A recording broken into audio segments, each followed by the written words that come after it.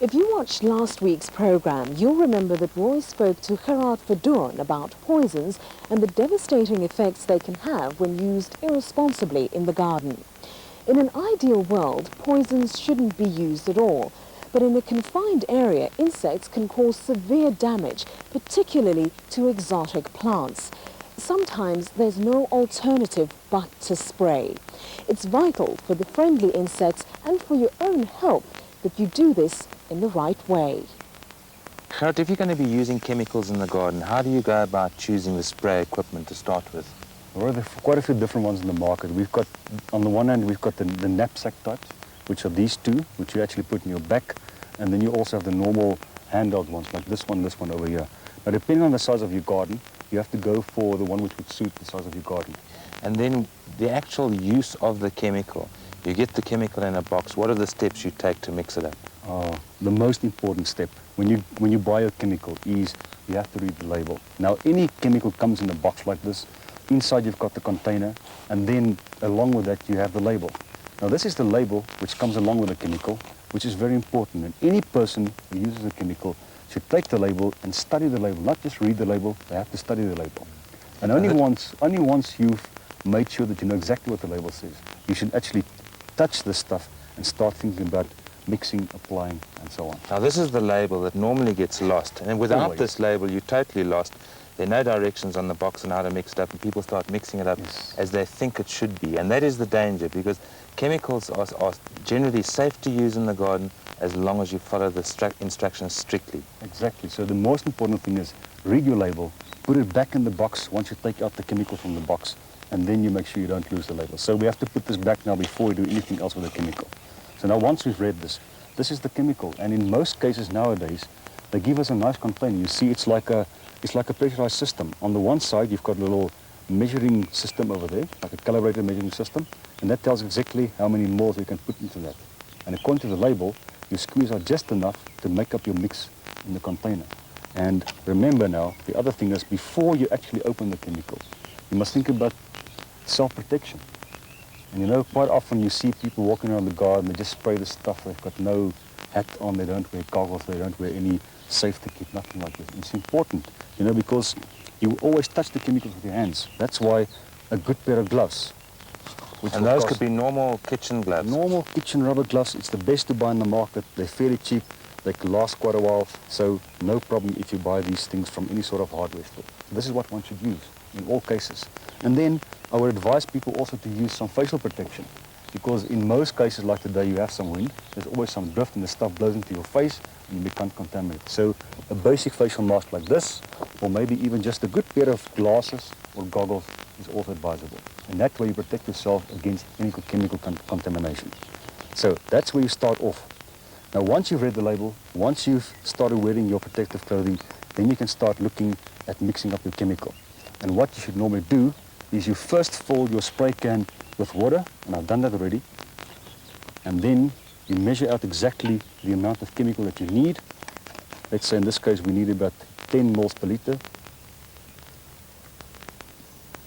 And you transfer this out to your container, close the lid properly, and what do you do with this now?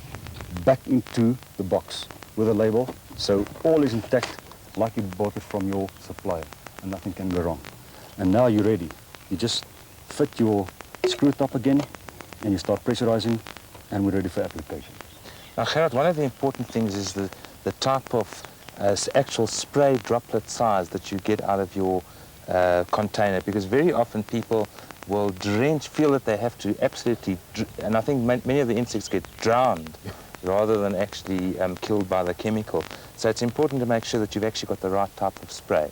This, if I may this is plain water, just to spray that past you, is the wrong type of droplet size, am I right? Yeah, this is just a jet of water, and that gives you a very narrow band application. The idea is that most of the chemical applicators we buy in the market have an adjustable nozzle. So you can go from a very narrow band, you can go to a broader band, you can go to an even broader one, and you can see as we go broader, the droplet size reduces, and eventually you come to a mist.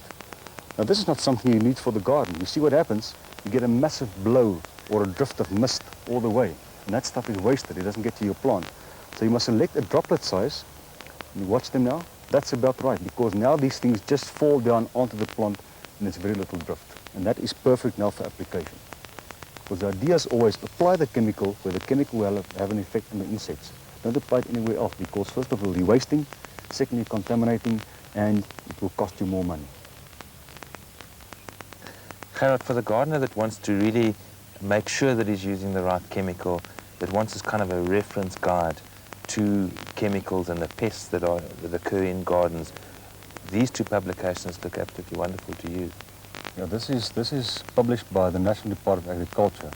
It's updated every second year, so it's got all the chemicals that you are allowed to use in the country, with all the pests that you would find in the country, with all the sort of crops and ornamentals, everything which is associated with a pest. And as far as I'm concerned, every gardener, every household person, every farmer should have this guide for pesticides and fungicides. The other one is a guide to use of herbicides. And this will tell you exactly which chemicals to use for which pest, on which crops or plants you're allowed to use it, application rates, precautionary measures, and the works. So if you've lost the label out of the chemical box, then this is the ideal reference guide to actually come back and have a look, because it gives you all the mixing rates and the active ingredients and everything that you need to know about the chemicals. That's right. So Gerard, if any gardeners have problems with chemicals or with pests, they can also phone the Poison Working Group, which is a working group of the Endangered Wildlife Trust, and ask any questions they'd like. Yes, they're welcome to do so, Roy. We rather encourage people to phone up 24 hours per day. They can call us on the mobile phone, and we can tell them what to do. Quite often people find a pest in the garden, they don't know what it is. We can advise them on that, or they don't know which chemical to use for a certain situation. And we appeal to people rather to take some advice. Take 5 seconds, phone us up, get the right advice, because if you use the chemical incorrectly, you will cause some damage in the garden. When Doreen Kilburn and her husband decided to buy a new house 20 years ago, they chose well. The property had a few well-established trees and lots of space to create a garden. The only problem was that neither of them knew very much about gardening at all. A friend of ours helped us to start the garden, and Trevor followed her like a little puppy dog. And he learned, Trevor, your husband? Yes, that's my husband. Yes. And he learned everything from her. And from there, he plans the garden, he plans the colours, and that's how we started. Right.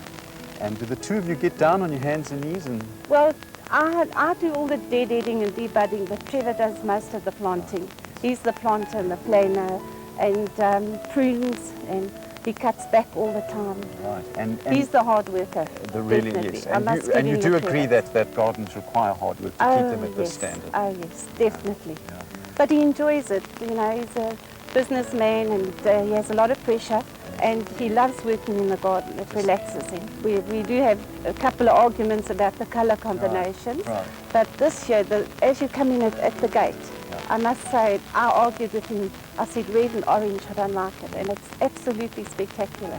Everybody that came to see the garden said it's absolutely Well, beautiful. even I noticed as we drove in the driveway, that was the first thing Yes, that it caught your eye. It catches your eye. Incredible. Doug, this shrub over here, I know it as the Cape Fuchsia, Yes. but I would like to know the botanical name, because so many people have asked me. Right, it's an ideal waterside plant, and you've put Yes. it again in the correct position. It's a South African treasure, and it's called Phygelius equalis. And you know what happened, Doreen, is the British took this and another species, Capensis, and they bred them, they crossed them in England. And they got all sorts of variations, and no South African gardeners ever bothered to do that.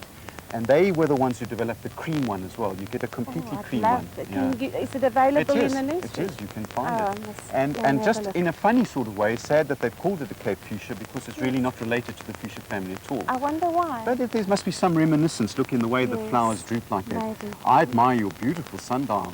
That I've never seen such a... Oh, this a came nice from one. Sweden. It was a very special gift. We had visitors here. And they brought it out from Sweden for us. It's something very special, close to my heart. I'm sure that all the visitors to your garden ooh and ah at this incredible intense band of colour, Doreen. Oh, But yes. could we have a debate about whether you feel that it's really correct to plant them in such a solid band of No, colour? I agree with you. I would have softened it either with white impatiens Yes. or maybe some Ellison and taken the impatiens back a bit. Yes.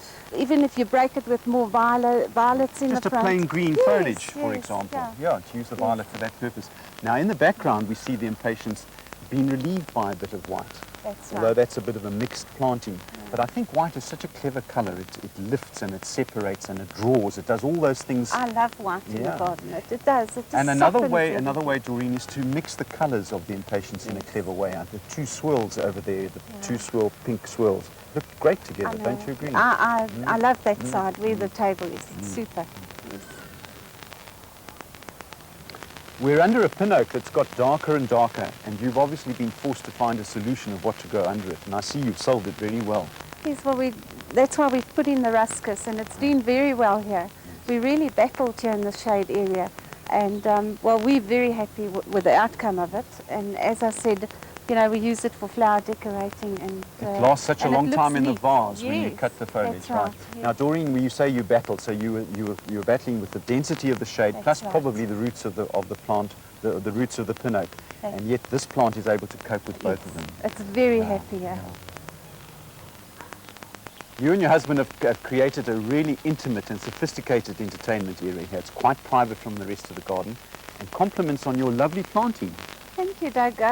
As you can see, we've brought in a bit of the yellow with the Johannesburg gold and these plants over here, just to lift the colour. Yes, And you yes, know, you see. the naturalness of the pool with the philodendron cascading over the Right. water and everything. You know, you get so many pool owners who just don't want a plant or a leaf near their pools.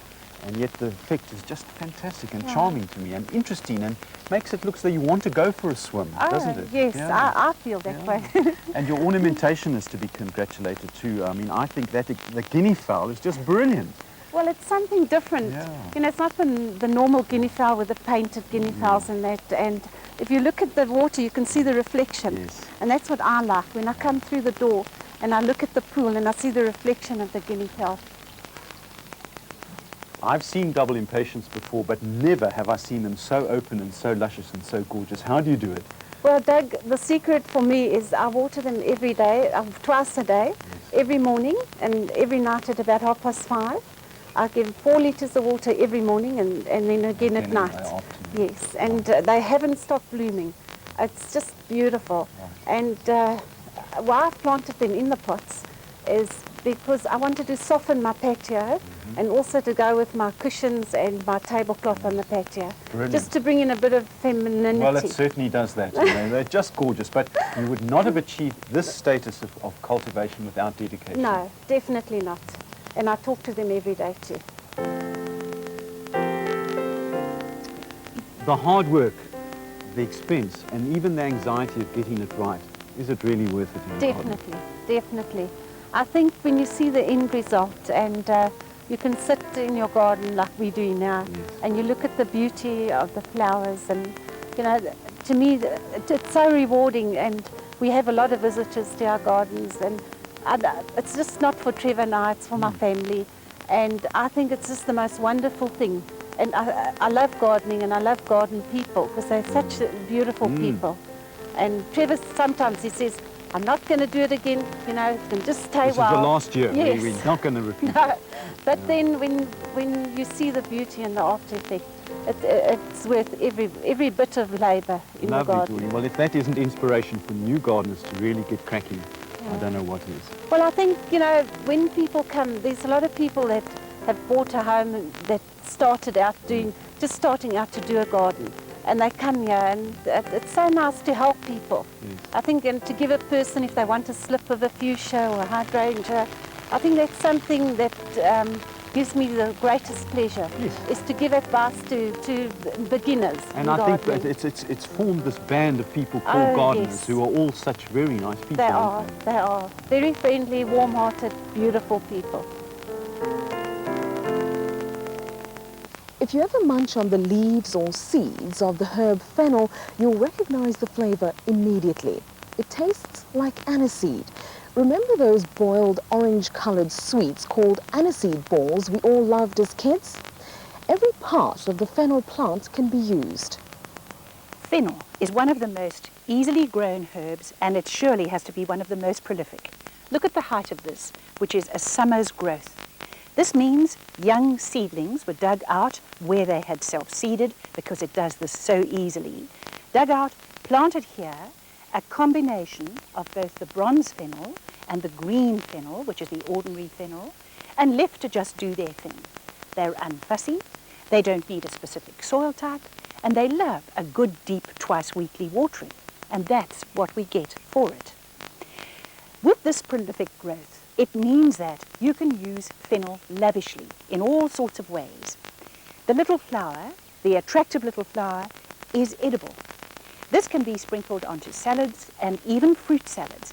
It has the typical aniseed taste. Very delicious, very lovely to serve, even dipped into a batter and fried and then served as a sort of sweet biscuit. I use it in all sorts of places, including the seeds. You need only take little sprinkles of seed to chew them to help you with indigestion, heartburn, colic, any feeling of fullness. Just a few little fennel seeds chewed would clear that up. Remember its close relation, dill, is part of that amazing thing called gripe water that we always used to give to our little babies who had colic. But you can also make a tea of the fennel seeds by taking a quarter of a cup, which is usually 2 little sprigs just like that. In boiling water, leave it to stand for 5 minutes, 1 cup of boiling water to 2 little sprigs of that. Then you leave it to draw for 5 minutes, and then teaspoons at a time can be given to a fretting baby, or you can take a half a cup at a time just to ease that heartburn. The stems chopped can be added to soups, and don't confuse this fennel, which is the ordinary fennel, with the thick-rooted Florence fennel, which is known as Feniculum dulce. That one forms this beautiful big root, which is the thing that the Italians use so much in their cooking. But you, with the chopped stems, and of course the coarse leaves, even down to the tiny fine leaves, can use that throughout your cooking in order to give this beautiful taste and to help the digestion of those fatty foods. As a child, I spent holidays with my grandmother at Gordons Bay. We would pick the wild fennel, which has gone wild throughout South Africa, line our basket on the way to the harbour to choose the day's fish. The fish would then be bought, laid in this beautiful basket of fennel, and covered again with fennel so that the walk home, the dusty road, the fish would be protected along that dusty road. I love fennel. I use it in the slimming teas. It's a detoxifier. And again, it is just your leaf that sort of size, twisted round and put like that into a cup of boiling water and leave it to draw for 5 minutes. That is your slimming tea. Sometimes, where there has been a lot of, say, for example, antibiotics taken, you could use this same fennel tea as a treatment to clear the body of toxins. So you would use 1 cup in the morning and 1 cup in the afternoon. What about sowing some fennel seed right now? Or, if you have had a full bounty as we have had, you will find that they will have seeded themselves. In the coldest parts of the country, the little seedlings will need some protection. But in the warm parts of the country, you can just grow fennel right through the year. Easy, one of the most prolific, and just one of the most rewarding plants to grow. What about considering fennel in your garden? And give it space, because look what happens. Understanding combining plants for their textural quality or their color quality definitely takes a little more experience. You have to learn it. You have to know about each plant's requirements, how tall they grow, how long do the flowers last, and so on. But it's a challenge, and it's one that I hand out to you to accept and look to in your garden, because it is through color combinations, textural combinations, that you end up with a really super garden. Now, one of the real exponents of combinations was Vita Sackville-West. She made that beautiful home around Sissinghurst Castle in England, and she must surely have been one of England's finest plantswomen. She had a strong hand, and if a plant was wrong, she'd rout it out. She'd take it out and recombine the right colors to make the perfect combination. Here we have a classic combination in probably one of the easiest color combinations to make. That's the classic gray, blue, and pink. And starting off right in the foreground is a fairly unusual plant called Bolota pseudodictymus, which we grow just for those gray foliage leaves. We don't ever expect it to flower, and when it does, they're insignificant. You have to cut it back periodically. It starts to get a bit leggy. But the grayness, that sort of pearly gray, is a really nice feature. We touch it off with a bit of blue from a mini agapanthus, and then come over to this very robust group of fennel. Now, this is the bronze fennel, which is just a relative of the green that we use for cooking and spicing up foods. and it can get a little bit untidy. As it grows a little more than this, it starts coming into flower. You can allow the first flowers to get going, and then it starts to look scruffy. And I think you just take a firm hand to it, cut it right down, give it a dressing of manure or compost, and it'll come back again. And it'll even do that 3 times in a season if you're really firm with it and quick with it. The bronze fennel's giving a nice feathery contrast to the large waxy flowers of this pink canna. A pretty pink, medium-sized canna, nice green leaves, and these lovely fresh pink flowers. And the whole toning set off by the thing in the background. An indigenous shrub, fairly hard to get hold of. Not all the nurseries have it, but worth seeking out. It's called Cinchalostemen, related to the Hemizegias, and is a fine shrub for the garden. It too can be cut back and will regenerate and give you a second flush if you do it at the right time. Hopefully, regular viewers of Gardens Wild and Wonderful are as interested in the wildlife that inhabit their gardens as they are in the plants that grow in them. Bring Nature Back to Your Garden by Charles and Julia Botha is an excellent guide for lovers of creepy crawlies. As Jeff Nichols says in the foreword, it's the urban dweller's first affordable guide to the natural world that tries to exist with us in our cities. The book is packed with useful information about everything from indigenous plants to butterflies and moths, and will give you a good understanding of the cycles of nature and how every single creature and plant relies on some other to survive. Bring Nature Back to Your Garden is published by the Wildlife and Environment Society of South Africa. It's well worth adding to your library. Please join me again next week for more Gardens Wild and Wonderful.